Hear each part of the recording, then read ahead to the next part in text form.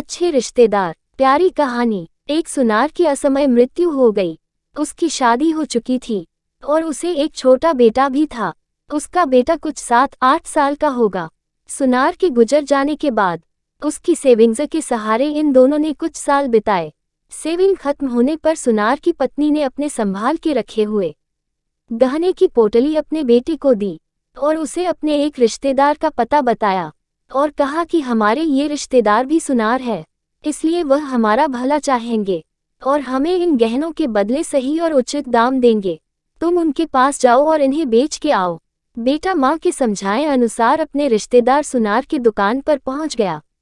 गहनों की पोटली उन्हें देते हुए सारी घटना बताई और सुनार के जवाब का इंतजार करने लगा।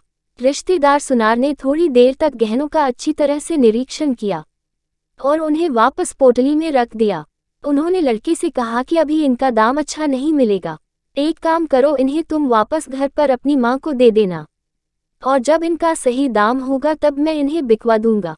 रही तुम्हारे खर्चे की बात तो तुम मेरे यहाँ पर मदद करने आ जाओ, तुम्हारे पढ़ाई का और घर का खर्चा मैं संभाल लूंगा। लड़के ने उस दिन के बाद कई सालों तक अपने रिश्तेदार सुनार के यहाँ काम किया और साथ में पढ़ाई भी की। यहाँ पर काम करते करते वह सारा काम भी सीख गया और सोने चांदी को परखना भी। एक दिन सुनार ने लड़के से कहा, अब सही दाम है, इसलिए तुम वह गहनों की पोटली लेकर आओ। लड़के ने घर जाकर अपनी माँ से वह गहनों की पोटली मांगी। क्योंकि वह अब सोने चांदी को अच्छे से परखना जानता था, इसलिए उसने एक बार तसल्ली के लिए गहने पोटली से निकाल कर देखे। उसे बहुत आश्चर्य हुआ क्योंकि सारे के सारे गहने नकली थे। वह निराश होकर सुनार की दुकान पर पहुंचा। उसने जाते ही सुनार से प्रश्न किया, आपने मुझे तभी क्यों नहीं बताया कि गहने नकली है? सुनार ने कहा कि घर में तब तुम्हें गहनों की सच्चाई बताता तो शायद तुम लोगों को लगता कि तुम्हारे बुरे समय की वजह से मैं तुम्हारा फायदा उठाना चाहता हूँ, इसलिए गहनों को नकली बताकर तुम्हारी मदद नहीं करना चाहता या उन्हें हड़प लेना चाहता हूँ। इसलिए मैंने तुम्हारी मदद की और सही समय आने का इंतजार किया कि तुम्हें सारी सच्चाई बता सकूं। लड़के की आंखों में अपने रिश्तेदार सुनार के लिए कृतज्ञता के आंसू थे। उसने उन्हें धन्यवाद दिया और उनके पैर छुए।